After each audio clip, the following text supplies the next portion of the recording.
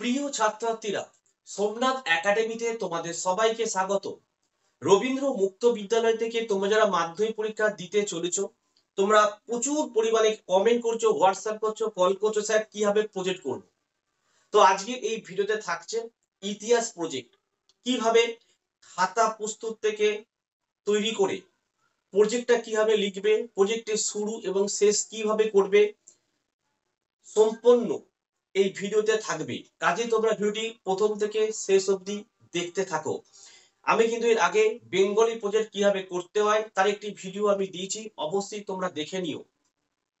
আর তোমাদের বেঙ্গলি এবং ইংলিশের সিলেবাসের কিন্তু পরিবর্তন হয়েছে, সেই নিয়েও একটি ভিডিও আমি দিয়েছি, অবশ্যই দেখে নেবে।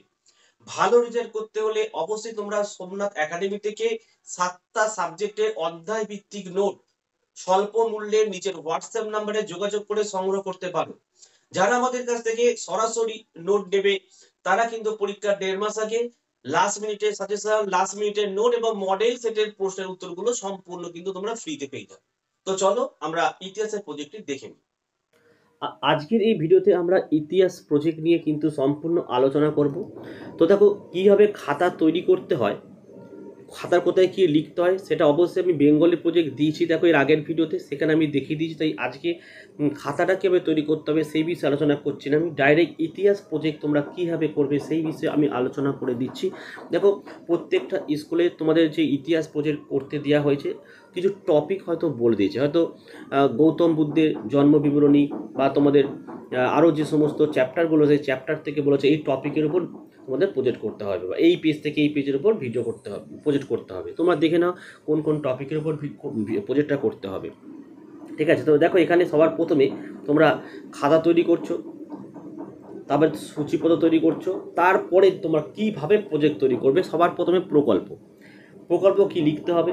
দেখো লিখেছি এখানে যে প্রকল্প কথাটির অর্থ হলো পরিকল্পনা বা প্রস্তাবিত কাজের নকশা। কোনো একটি বিষয় অনুসন্ধানের জন্য যে পরীক্ষা নিরীক্ষা চালানো হয় তার একটি বস্তুসম্মত অভিজ্ঞানই হলো প্রকল্প।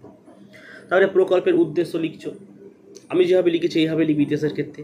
প্রকল্প নির্ধারণ লিখছো, প্রকল্প রূপায়ণের পদ্ধতি লিখবে, তারপরে প্রথমে পড়বে ভূমিকাটা এইভাবে লিখবে।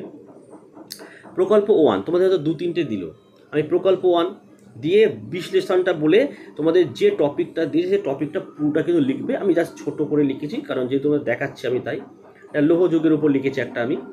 ঠিক আছে, হয়ে গেল। এখানে কেন সিন্ধু সভ্যতা ধ্বংসের কারণ শর্টে লিখেছি, তোমরা পুরোটা লিখবে। দেখো প্রকল্প 2 গৌতম বুদ্ধের জন্মবিবরণ বিশ্লেষণ বলে লিখবে, লিখে যতটা পারো লিখবে। প্রকল্প 3 দেখো মারাঠা পেশাতন্ত্রের বংশতালিকা, দেখে নাও। প্রকল্প 4 কোম্পানির সঙ্গে নবাব সিরাজউদ্দৌলার সংঘাত, আমি শর্টে লিখেছি, তোমরা কিন্তু এটি বেশি করে লিখেছে, 10-12 পৃষ্ঠার হয়। এইভাবে পুরো প্রজেক্টটা লিখছো, লেখার পর একদম লাস্টের দিকে চলে আসো, এটা প্রকল্প 5 করেছি। এই কৃতজ্ঞতা শিক্ষা তোমাদের প্রত্যেকে লিখতে হবে। কীভাবে লেখা আছে দেখে নাও।